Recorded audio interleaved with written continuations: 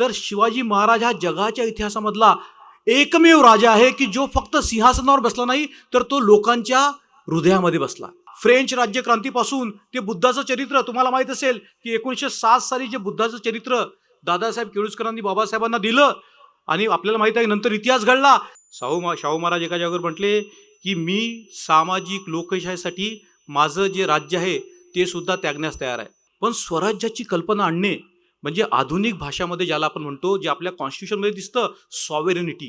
तुम्हाला माहिती आहे आपल्या संविधानामध्ये प्रिॲम्बल आहे, we the people of India having solemnly resolve वगैरे वगैरे वगैरे. त्याच्यामध्ये काही तत्व जस्टिस. महाराजांचं राज्य हे न्यायावर आधारित होतं, तलवारीवर आधारित नव्हतं. एक प्रश्न आपल्यासमोर नेहमी उभा राहिला पाहिजे की आपण महाराजांना खरंच ओळखतो का?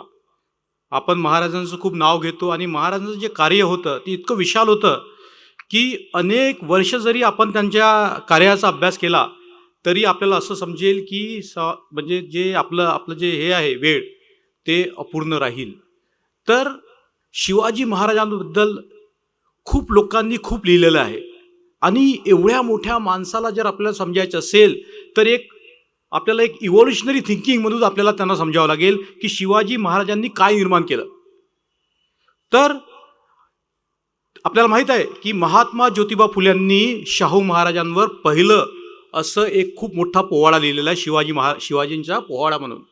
आणि त्याच्यामध्ये ज्या काही बाबी महाराजांबद्दल ज्योतिबा फुल्यांनी ज्या व्यक्त केलेल्या आहेत त्या इतक्या अनन्यसाधारण आहेत की आजच्या परिस्थितीमध्ये ते तंतोतंत आपण जर अंमलात आणले तर जी काही भयावह परिस्थिती फक्त भारतात नाही तर जगात दिसते तर मला असं वाटते बंधू भगिनींनो आपण त्याचा सामना करू शकतो.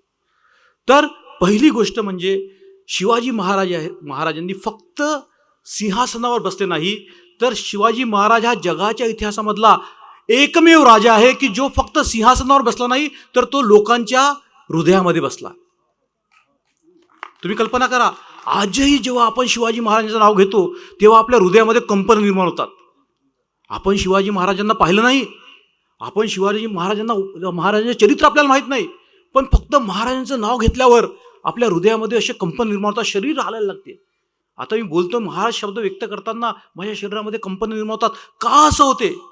जगाच्या इतिहासामध्ये हा असा महाराज कसा झाला की ज्याचं नाव आपण 300-400 वर्षांनंतर घेतो तरी आपल्याला त्यांच्याबद्दल आवड निर्माण होते. तर मला वाटते की जी दृष्टी आहे महाराजांना पाहण्याची ती आपल्याला दोन लोकांच्या दृष्टीतून आपल्याला महाराजांना पाहावं लागेल. पहिली दृष्टी म्हणजे ज्योतिबा फुल्यांची, खूप सखोल अशी दृष्टी आहे. आणि दुसरी दृष्टी जी आपण कधीच पाहत नाही ती म्हणजे एक खूप मोठा विद्वान आपल्या बहुजन समाजामध्ये होऊन गेला दादाजी केळुसकर. तुम्ही ऐकलं का नाव? दादासाहेब केळुसकरांचं नाव मला असं वाटतं की इतिहासाच्या सुवर्ण पत्रांमध्ये लिहिल्या गेल्या पाहिजे.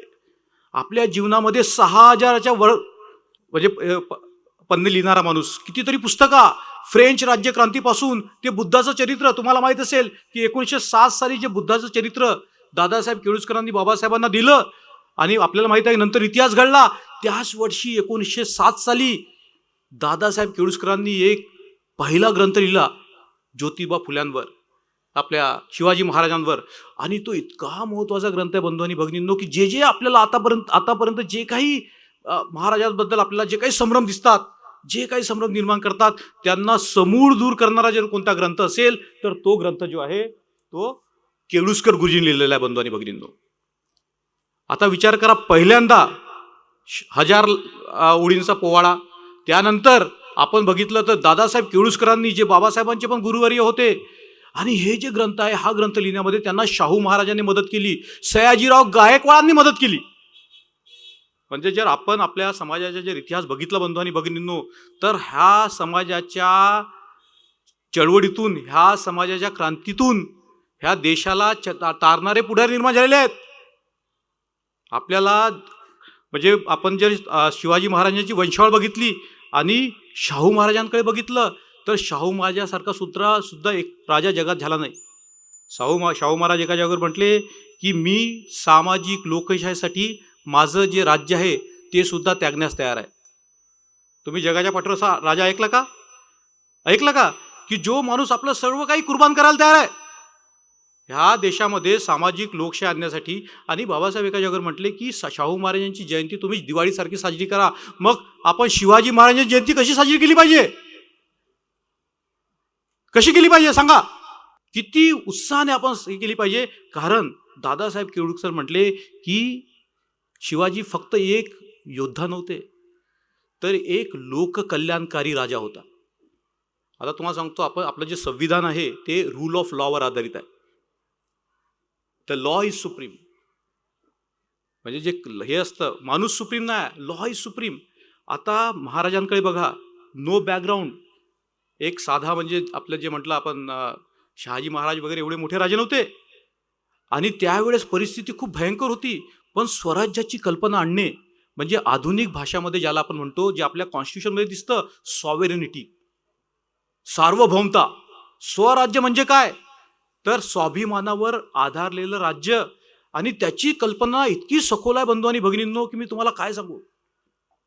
तेव्हाच्या काळात महाराजांना स्वराज्याची कल्पना आली आणि महाराजांनी असं कधीच म्हटलं नाही की हे माझं राज्य आहे, आपलं क्रेडिट हे राज्य व्हावे. कोणाची इच्छा? विचार करा. आपण आज छोटं पण कार्य केलं तरी आपण सगळे श्रेय आपण घेतो, पण महाराजांचं कार्य बघा. तर हे जे स्वराज्याची जी कल्पना आहे ती इतकी सखोल आहे, ती आजही तंतोतंत आपल्याला दिसते. शेतकऱ्यांवर तेव्हा खूप कर होता, आजही शेतकऱ्यांची हालत खराब आहे. तेव्हा आपल्याला महाराजांची आठवण आली पाहिजे. लोकांच्या दुःखामध्ये आपल्याला महाराजांची आठवण पाहिजे. तुकारामांनी जे शिकवलं, तुकाराम महाराजांना आपल्याला शिकवलं, जे का रंजले गांजले त्यासी म्हणे जो आपले. जोपर्यंत आपण आपल्या भारतीय लोकशाहीकडे बघतो आणि ही जर संकल्पना आपल्यात रुजू झाली नाही, तर आपण आपल्या देशाला लोकशाही प्रधान राज्य म्हणू शकत नाही. ही कल्पना बघा, शिवाजी महाराज तुकारामांकडे कशी जाते. जे का रंजले गांजले त्यासी म्हणे जो आपुले. तुम्हाला माहिती आहे आपल्या संविधानामध्ये प्रिॲम्बल आहे, we the people of India having solemnly resolved वगैरे वगैरे वगैरे. त्याच्यामध्ये काही तत्व आहे, जस्टिस. महाराजांचं राज्य हे न्यायावर आधारित होतं, तलवारीवर आधारित नव्हतं. 300-400 वर्षापूर्वी लिबर्टी, इक्वॅलिटी, फ्रॅटर्निटी आणि अजून एक खूप गंभीर शब्द आपल्या संविधानामध्ये मिळतो, तो म्हणजे डिग्निटी, गरिमा.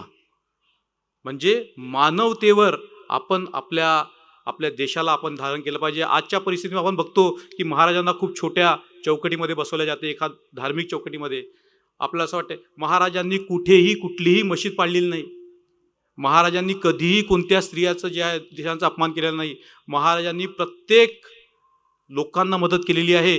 आणि ज्याला आपण आधुनिक भाषेमध्ये म्हणतो की रूल ऑफ लॉ, त्याच्यामध्ये असतं की तुमच्याकडे एक जबाबदार मंत्रिमंडळ असलं पाहिजे.